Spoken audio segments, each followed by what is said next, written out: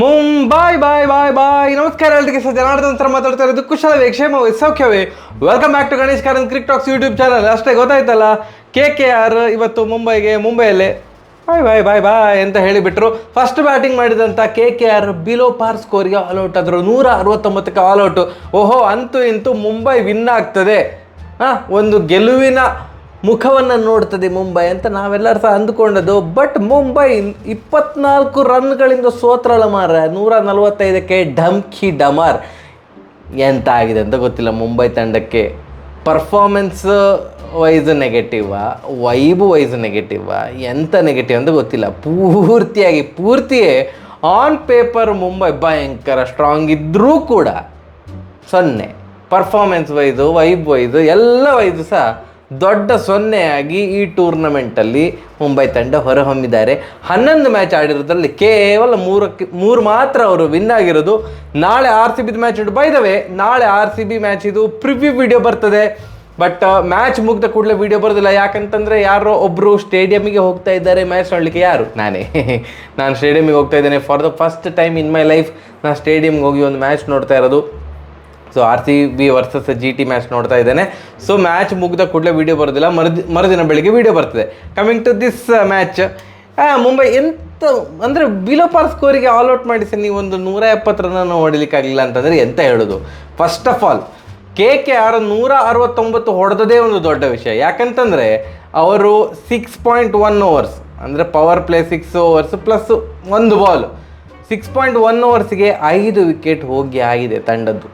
5 wicket ಹೋಗಿ ಆಗಿತ್ತು. ಅದು ಸಹ ಎಷ್ಟು ರನ್ನಿಗೆ ಅಂತ ಹೇಳಿಬಿಡ್ತೇನೆ, ನನಗೆ ನೆನಪೋಗಿದೆ. 57 ರನ್ನಿಗೆ 5 ವಿಕೆಟ್ ಡಮಾರ್ 6.1 ಓವರ್ಸಲ್ಲಿ. ಸೊ ಅಲ್ಲಿಂದ ತಂಡ 169 ತನಕ ಹೋದದ್ದು ದೊಡ್ಡ ವಿಷಯ. ಕ್ರೆಡಿಟ್ ಗೋಸ್ ಟು ಒಬ್ಬ ಮೇನ್ ಬ್ಯಾಟ್ಸ್ಮನ್ ಅಂದರೆ ತಂಡದಲ್ಲಿದ್ದ ಬ್ಯಾಟ್ಸ್ಮನ್ ಆ್ಯಂಡ್ ಇಂಪ್ಯಾಕ್ಟ್ ಪ್ಲೇಯರ್ ಆಗಿ ಬಂದಂತಹ ಮನೀಶ್ ಪಾಂಡೆ, ನಮ್ಮ ಕನ್ನಡಿಗ ಮನೀಶ್ ಪಾಂಡೆ ಅವ್ರನ್ನ 5 ವಿಕೆಟ್ ಬೇಗ ಹೋದೋದಕ್ಕೆ ಇನ್ನೂ ತಡ್ಕೊಳ್ಳಿಕ್ಕಾಗೋದಿಲ್ಲ, ಇಂಪ್ಯಾಕ್ಟ್ ಪ್ಲೇಯರನ್ನು ತಗೊಳ್ಳುವ ಅಂತ ಹೇಳಿಕೊಂಡು ಮನೀಶ್ ಪಾಂಡೆ ಅವ್ರನ್ನು ಇಂಪ್ಯಾಕ್ಟ್ ಪ್ಲೇಯರ್ ಆಗಿ ಆಡಿಸಿದರು. ಅವರು ಒಳ್ಳೆ ಒಂದು ಏನು ಸಪೋರ್ಟ್ ಕೊಟ್ಟರು. ಯಾರಿಗೆ? ಅವರ ಮೇಯ್ನ್ ಬ್ಯಾಟ್ಸ್ಮನ್ ಅಂದರೆ ಪ್ಲೇಯಿಂಗ್ ಇಲೆವೆನಲ್ಲಿ ಇದ್ದಂಥ ಬ್ಯಾಟ್ಸ್ಮನ್ ವೆಂಕಟೇಶ್ ಅಯ್ಯರ್ ಅವರಿಗೆ. ವೆಂಕಟೇಶ್ ಅಯ್ಯರ್ ಅವರು ಯಾರೂ ಆಡದಿದ್ದ ಸಮಯದಲ್ಲಿ ಇವತ್ತು ಗಟ್ಟಿ ಆಧಾರ ಸ್ತಂಭವಾಗಿ ನಿಂತು 70 ರನ್ ಚಚ್ಚಿದ್ರು. 52 ಬಾಲಲ್ಲಿ ಸೂಪರಾಗಿ ಆಡಿದರು. ಬೇರೆ ಯಾರು ಆಡಲಿಲ್ಲ. ಸಾಲ್ಟ್ ಸಿಂಗಲ್ ಡಿಜಿಟ್ 5 ರನ್ನಿಗೆ ಔಟು, ನರೇನ್ ಅವರು 8 ರನ್ನಿಗೆ ಔಟು, ಮತ್ತು ಶ್ರೇಯಸ್ ಅಯ್ಯರ್ ಅವರು ಐ ಥಿಂಕ್ 6 ರನ್ನಿಗೆ ಔಟು, ಮತ್ತು ಅವರ ರಘುವಂಶಿ ಅವರು 13 ರನ್ ಹೊಡೆದದ್ದು. ಸೊ ಯಾರು Rinku Singh again single digit, ಅವರು 9 ರನ್ನಿಗೆ ಔಟು. ಯಾರು ಏನೂ ಆಡದಿದ್ದ ಸಮಯದಲ್ಲಿ ನಮ್ಮ ಇಬ್ಬರು ಪ್ಲೇಯರು, ಒಂದು ವೆಂಕಟೇಶ್ ಅಯ್ಯರ್ ಮತ್ತು ಮನೀಶ್ ಪಾಂಡೆ, ಅವರಿಬ್ಬರು ಆಧಾರ ಸ್ತಂಭವಾಗಿ ನಿಂತ್ಕೊಂಡು ತಂಡ ಐ ಥಿಂಕ್ 15-16 ಓವರ್ ತನಕ ಮತ್ತೆ ವಿಕೆಟ್ ಹೋಗಲೇ ಇಲ್ಲ. 6.1 ಓವರ್ಸಿಗೆ ಹೋಗಿದ್ದಂತಹ ಇದು 16 ಓವರ್ಸ್ ತನಕ, ಹೌದು, ಬರೋಬ್ಬರಿ 10.1 ಓವರ್ ತನಕ ಅವ್ರದ್ದು ಯಾವುದೇ ವಿಕೆಟ್ ಹೋಗಲ್ಲ. ಅಷ್ಟು ನಾಜೂಕಾಗಿ ಸಲೀಸಾಗಿ ಆರಾಮ್ಸೆ ಆಡ್ತಾ ಹೋದರು. ಅದಾದಮೇಲೆ ಮನೀಶ್ ಪಾಂಡೆ ಅವರು ಔಟ್ ಆದರು. ರಸೇಲ್ ಅವರು ದುರದೃಷ್ಟವಶಾತ್ ಅವ್ರು ರನ್ಔಟ್ ಆದರು. ಇಲ್ಲದಿದ್ದರೆ ಇನ್ನೊಂದು 10-15 ರನ್ ಖಂಡಿತವಾಗಿ ಸಹ ಜಾಸ್ತಿ ಬರ್ತಾಯಿತ್ತು. ಅವರು ರನ್ಔಟ್ ಆದರು. ಕೊನೆಗೆ ಇದು ಟೈಲನ್ನು ಏನು ಕೊನೆಯ ಕೆಳಗಡೆ ಬ್ಯಾಟ್ಸ್ಮನ್ ಯಾರೆಲ್ಲ ಬರ್ತಾರೆ ಅವರ ವಿಕೆಟ್ ಪ್ಲಸ್ ವೆಂಕಟೇಶ್ ಅಯ್ಯರ್ ಅವರ ವಿಕೆಟನ್ನು ಬುಮ್ರಾ ಅವರು ಕಬಳಿಸಿದರು. ಬುಮ್ರಾ ಅವರು ಇವತ್ತು 3 ವಿಕೆಟ್ ತೆಗೆದರು. ಸೂಪರಾಗಿ ಬಾಲ್ ಹಾಕಿದ್ದಾರೆ. ಬೌಲಿಂಗ್ ವೈಸು ಓವರಾಲು ಎಲ್ಲರೂ ಸಹ ಚೆಂದ ಮಾಡಿ ಹಾಕಿದರು. ನಮ್ಮ ಹಾರ್ದಿಕ್ ಪಾಂಡ್ಯ ಅವರು ಸ್ವಲ್ಪ ರನ್ ಮೆಷಿನ್ ಆಗಿ ಪರಿಣಮಿಸಿದ್ರು ಕೂಡ 2 ವಿಕೆಟ್ ತೆಗೆದ್ರು. ಓಕೆ, ಅವ್ರು 4 ವಿಕೆಟ್ ಅಂದರೆ 4 ಓವರ್ ಕಂಟಿನ್ಯೂಸ್ ಆಗಿ ಬಾಲ್ ಹಾಕ್ತಾ ಇದ್ದಾರೆ ಅನ್ನೋದೊಂದು ಖುಷಿಯ ವಿಚಾರ. ಬ್ಯಾಟಿಂಗಿಗೆ ಬರೋದಿದ್ರೆ ನನಗೆ ಈ ಮಾತು ಹೇಳಿಕೆ ಭಾರಿ ಬೇಜಾರಾಗ್ತದೆ. ನಾನು ರೋಹಿತ್ ಶರ್ಮಾ ಅವರ ಬಹುದೊಡ್ಡ ಅಭಿಮಾನಿ. ವಿರಾಟ್ ಕೊಹ್ಲಿ ಅವ್ರನ್ನ ಎಷ್ಟು ಇಷ್ಟಪಡ್ತೇನೋ ರೋಹಿತ್ ಶರ್ಮಾ ಅವರಂತ ಅಷ್ಟೇ ಇಷ್ಟಪಡ್ತೇನೆ. ಬಟ್ ನಾನು IPL ಅಲ್ಲಿ ರೋಹಿತ್ ಶರ್ಮಾ ಅವರು ಕನ್ಸಿಸ್ಟೆಂಟಾಗಿ ಯಾವಾಗ ಆಡ್ತಾರೆ ಅಂತ ಕಾದು ಇಲ್ಲಿ ಕೂದಲು ಉದುರೋಗಿದೆ. ಅಂದರೆ ಅವರು ಕನ್ಸಿಸ್ಟೆನ್ಸಿಯೇ ಇಲ್ಲ. IPL ವಿಷಯಕ್ಕೆ ಬಂದರೆ ICC ಟೂರ್ನಮೆಂಟಲ್ಲಿ ಭಯಂಕರ ಆಡ್ತಾರೆ. ICC ಟೂರ್ನಮೆಂಟಲ್ಲಿ ಇಂಡಿಯಾಗೆ ಆಡೋದು ಇಬ್ಬರೇ ಪ್ಲೇಯರ್ಸ್ ಬ್ಯಾಟಿಂಗಲ್ಲಿ ಯಾವತ್ತೂ ಸಹ ಕನ್ಸಿಸ್ಟೆಂಟಾಗಿ, ಕೊಹ್ಲಿ ಮತ್ತು ರೋಹಿತ್ ಶರ್ಮಾ ಕನ್ಸಿಸ್ಟೆಂಟಾಗಿ ಸೂಪರಾಗಿ ಆಡ್ತಾರೆ. ಬಟ್ IPL ಅಂತ ಬಂದ ಕೂಡಲೇ ಯಾಕೆ ರೋಹಿತ್ ಶರ್ಮಾ ಅವರು ಕನ್ಸಿಸ್ಟೆಂಟಾಗಿ ಆಡೋದಿಲ್ಲ ಅಂತ ಅರ್ಥವೇ ಆಗ್ತಾಯಿಲ್ಲ. ಕಾದು ಸಾಕಾಗಿದೆ.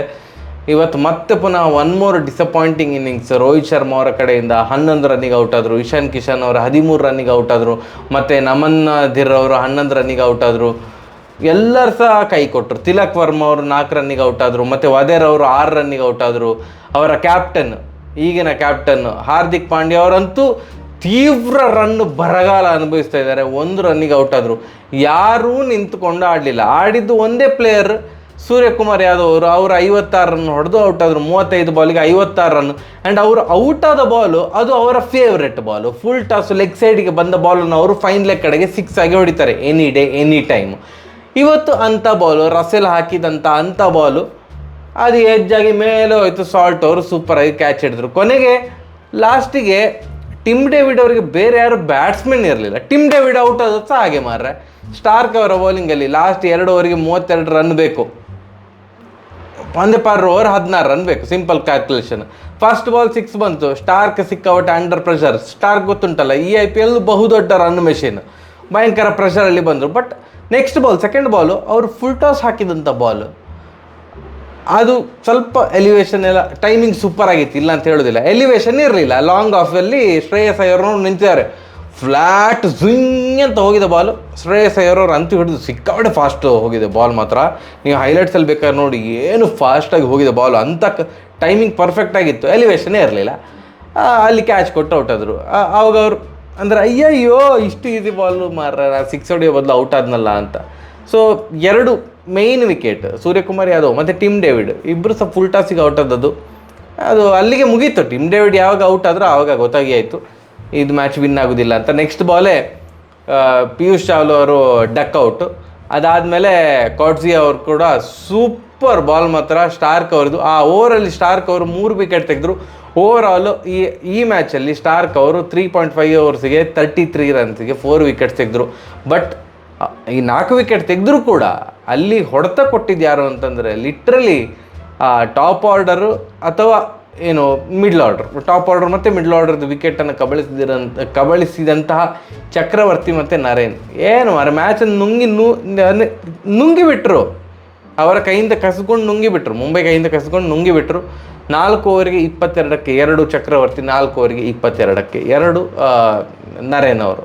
ಅಲ್ಲೇ 4 ವಿಕೆಟ್ ತೆಗೆದ್ರಲ್ಲ. 8 ಓವರಿಗೆ 44 ರನ್ನಿಗೆ 4 ವಿಕೆಟ್ ಅವರಿಬ್ಬರೇ ಕಬಳಿಸಿದರು. ಆಂಡ್ರೆ ರಸೆಲ್ ಅವರು 4 ಓವರಿಗೆ 30 ರನ್ ಕೊಟ್ಟು 2 ವಿಕೆಟ್ ತೆಗೆದ್ರು. ಮತ್ತು ಅಷ್ಟೇ, ಅಲ್ಲಿಗೆ 4-4-2 ಕರೆಕ್ಟ್ ಆಯ್ತು ಅಲ್ಲಿಗೆ. ಸೊ 24 ರನ್ಗಳ ಸೋಲು. ಮುಂಬೈಗೆ 145 ರನ್ನಿಂದ ಆಲ್ ಔಟ್ ಆದರು. ಅದೇ KKR ಅವರು ಮುಂಬೈಗೆ ಬಾಯ್ ಬಾಯ್, ಅವರ ಹೆಸರಲ್ಲಿ ಉಂಟಲ್ಲ ಬಾಯ್ ಬಾಯ್ ಅಂತ, ಬಾಯ್ ಅಂತ ಉಂಟು, ಬಾಯ್ ಅಂತಿಲ್ಲ, ಬಾಯ್ ಅಂತ ಉಂಟು, ಮುಂಬೈ ಅಂತ. ಸೊ ಹೋಪ್ಫುಲಿ ನೆಕ್ಸ್ಟ್ ಇಯರ್ ಇದಕ್ಕಿಂತ ಚೆಂದ ಆಡ್ತಾರೆ ಅಂತ ಅಂದ್ಕೊಂಡಿದ್ದೇನೆ. ಯಾವ ಆ್ಯಂಗಲಲ್ಲಿ ಸಹ ಇವರು ಪ್ಲೇ ಆಫಿಗೆಲ್ಲ ಬರೋದಿಲ್ಲ. ಆ್ಯಂಡ್ ಆಲ್ಮೋಸ್ಟ್ KKR ಕೂಡ ರಾಜಸ್ಥಾನ್ ಥರ almost they are in to playoffs. ಅದೆರಡು ಟೀಮು ಖಂಡಿತವಾಗಿ ಸಹ ಪ್ಲೇ ಆಫಿಗೆ ಹೋಗ್ತದೆ. SRH ಮತ್ತು LSG ಕೂಡ ಒಂದು ರೇಸಲ್ಲಿದ್ದಾರೆ, ಸ್ವಲ್ಪ ಅಹೆಡ್.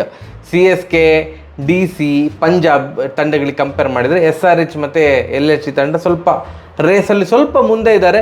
ನಮ್ಮ RCB ವಿಘ್ನ ಸಂತೋಷಿ ಆಗ್ಬೋದು. RCB ಬೇರೆಯವರು ಹೋಗೋದಾಗೆ ತಡಿಬೋದು, ನಾವು ಹೋಗ್ಲಿಕ್ಕೆ ಆಗೋದಿಲ್ಲ. ಅದು ನಾಳೆ ಎಂತ ಆಗ್ತದೆ ಅಂತ ನೋಡು. ಮಳೆ ಬರೋದಿದ್ದರೆ ಸಾಕು ದೇವರೇ, ಒಂದು RCB ವಿನ್ ಆಗಲಿ ಅಂತ ಮಳೆ ಬರೋದು ಬೇಡ. ಇನ್ನೊಂದು ನಾವು ಫಸ್ಟ್ ಟೈಮ್ ಸ್ಟೇಡಿಯಮ್ಗೆ ಹೋಗ್ತಾ ಇರೋದು, ಅದಕ್ಕೋಸ್ಕರ ಆದರೂ ಮಳೆ ಬಂದು ಮ್ಯಾಚ್ ಎಲ್ಲ ಆಗದೆ ಹಾಗೆಲ್ಲ ಆಗೋದು ಬೇಡ ಮಾರ್ರೆ. ದಯವಿಟ್ಟು ಮಳೆ ಬರದಿದ್ದರೆ ಸಾಕಂತ ಬೇಡಿಕೊಳ್ತಾ ಇದ್ದೇನೆ. ಆ್ಯಂಡ್ ನಿಮ್ಗೆ ಈ ಮ್ಯಾಚ್ ಬಗ್ಗೆ ಎಂತ ಅನ್ನಿಸ್ತು? ಮುಂಬೈ ಎಲ್ಲಿ ಎಡವ್ತಾ ಉಂಟು? 170 ರನ್ ನೋಡಲಿಕ್ಕಾಗಲಿಲ್ಲ ಅಂತಂದರೆ ಅಂತ. ರೋಹಿತ್ ಶರ್ಮಾ ಅವರ ಇನ್ಕನ್ಸಿಸ್ಟೆನ್ಸಿ, ಇಶಾನ್ ಕಿಶನ್ ಅವರ ಇನ್ಕನ್ಸಿಸ್ಟೆನ್ಸಿ, ಸೂರ್ಯಕುಮಾರ್ ಅವರು ಆಡಿದರು ಇವತ್ತು, ಬಟ್ ಮಿಡ್ಲ್ ಆರ್ಡರ್ ಸಪೋರ್ಟ್ ಕೊಡಲಿಲ್ಲ. ತಿಲಕ್ ವರ್ಮಾ ಕೊಡಲಿಲ್ಲ, ವಾದರೆ ಕೊಡಲಿಲ್ಲ. ಅಥವಾ ಎಂತ ಬೌಲಿಂಗ್ ಇನ್ನೂ ಸಹ ಟೈಟ್ ಆಗಬೇಕಿತ್ತ ಎಂತ ಅಂತ ಗೊತ್ತಿಲ್ಲ. ನೀವೆಂತ ಕಮೆಂಟ್ ಸೆಕ್ಷನಲ್ಲಿ ತಿಳಿಸಿ, ನಾನು ನೋಡ್ತೇನೆ ನಿಮ್ಗೆ ಎಂತ ಅನ್ನಿಸಿತು ಈ ಮ್ಯಾಚು ಅಂತ. ಸರಿ, ನಾಳೆ ಬೆಳಿಗ್ಗೆ ಪ್ರಿವ್ಯೂ ವಿಡಿಯೋ ಬರ್ತದೆ RCB ವರ್ಸಸ್ GTದು. ಅದಾದ ಮೇಲೆ ನಾಡ್ದುವೆ ವಿಡಿಯೋ ಬರೋದು. ಸರಿ, ಹಾಗಾದರೆ ಬರುವ. ನಮಸ್ಕಾರ.